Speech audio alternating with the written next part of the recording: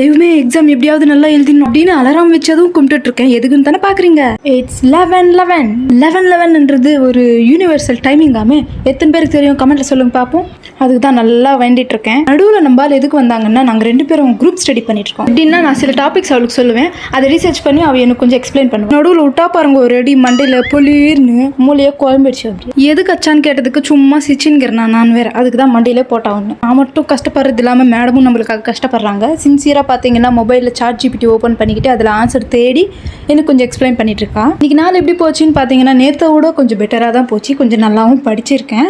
நான் ஒன்று இதுங்களை ஞாபகம் வச்சுக்கிறதுக்கே ஒரு பெரிய போராக இருக்குது. டைம் பார்த்தீங்கன்னா 11:55 ஆகிட்டு இருக்கு.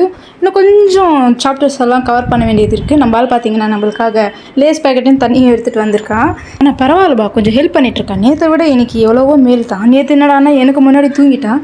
இன்னைக்கு பார்த்தீங்கன்னா கொஞ்சம் ஹெல்ப் பண்ணிட்டு இருக்கான். இன்னைக்கு டே இப்படி தான் போச்சு. நாளைக்கு என்ன பண்ண போறேன்னு அடுத்த வீடியோவில் பார்க்கலாம். போயிட்டு வரேன்.